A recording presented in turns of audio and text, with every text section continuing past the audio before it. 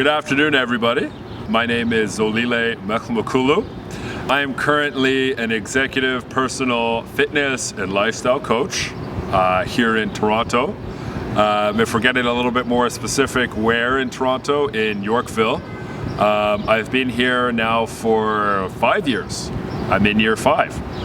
It has been a wonderful, uplifting learning experience so far, and I look forward to more of what the future has in store.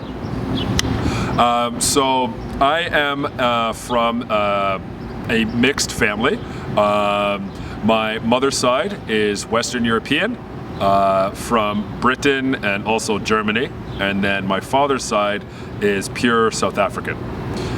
If we're looking at where in South Africa, just outside of Johannesburg, with Zulu and Xhosa heritage. Who I identify mostly with, I would say, is the South African side, mostly because I have been exposed to more family members and people in that culture, and they are a wonderful, empathetic, friendly group of people, and I hold them close to my heart. So talking a little bit more about my high school life and identifying exactly what my true passion was with what I wanted to do with my life. And I would say, during the high school career, as I said earlier, athletics was a big personality and a big piece of identity for me. That was primarily volleyball and basketball. Now, one could say, I excelled a little bit more at volleyball than I did basketball, but still had an equal passion for both. So I did 5 years of high school for the primary reason to compete in the 5th year with the guys that stayed back because we had powerhouse teams. Now, where was this high school? Kingston, Ontario. Okay, and beautiful city, beautiful people, highly intelligent. So kind of understanding a little bit more about the bits and pieces on where and how I began to form a sense of purpose on what I wanted to do with my life. So my parents, both being practicing physicians at the time, I could see the passion that they gave to other people. They were also incredibly compassionate towards other people and wanting to help those individuals either come out of an illness, a sickness, whatever the case. You would have youngsters, they were pediatrics, so you'd have youngsters all the way up to 18 years of age in their practice.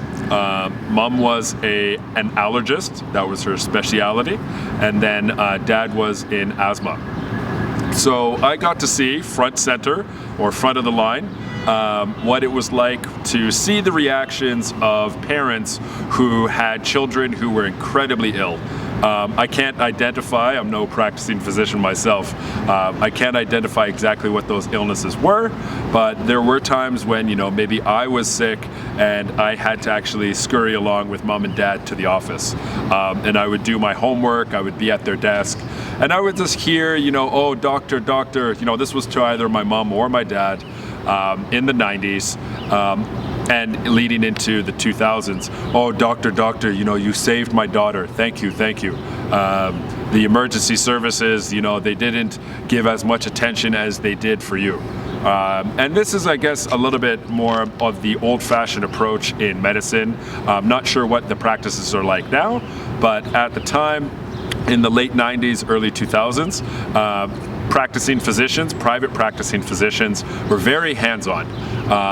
If you had to talk to them about your entire heart story just in your one appointment and attend to whatever medical conditions you were going through, my parents and their colleagues were front and center listening.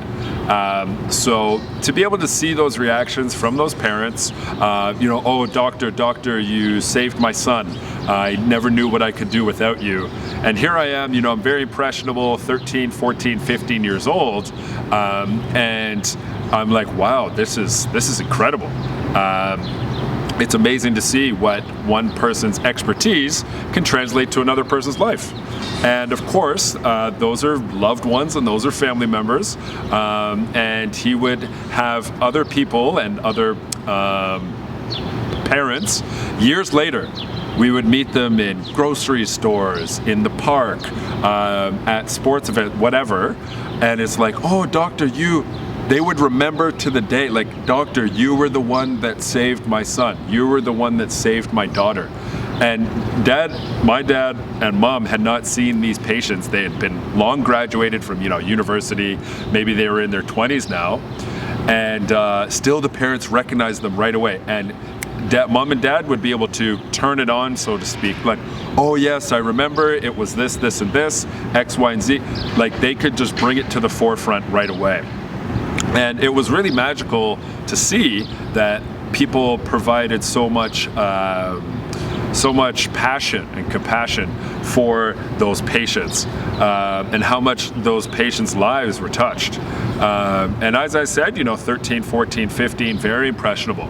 Now, did I have an understanding on what exact direction I wanted to go with my life at that 15 years old? Absolutely not, career-wise, but I did understand that there was an essence of wanting to help. Wanting to pay it forward, wanting to give back to other people. And so I really picked up on that through the years. Most of my friends took a little bit more of a different career path. We all did have a strong passion for sport, but I would say that we also had a strong passion for knowledge and thirst for knowledge and research. So most of my close friends, they took a professional route for their post-secondary school. Most of them, they went to Queen's University, Ottawa U, Bishop's University, and I would say, you could say Western in there as well. But if you were from Kingston, it was common knowledge that you applied first to Queen's. You were homegrown. And those were all bachelor's, mechanical engineering, commerce, political science, whatever the case. So really research-based and understanding more about e-commerce and business tactics. I was a little bit of a different fish in the stream. In the sense of I wanted to explore what the capacity of giving back to other people was. And I think that actually does reflect in my volunteering. So at the high school level, I'm not sure if they have to do it now, but you would have to complete 40 hours of volunteer work in order to convocate or graduate.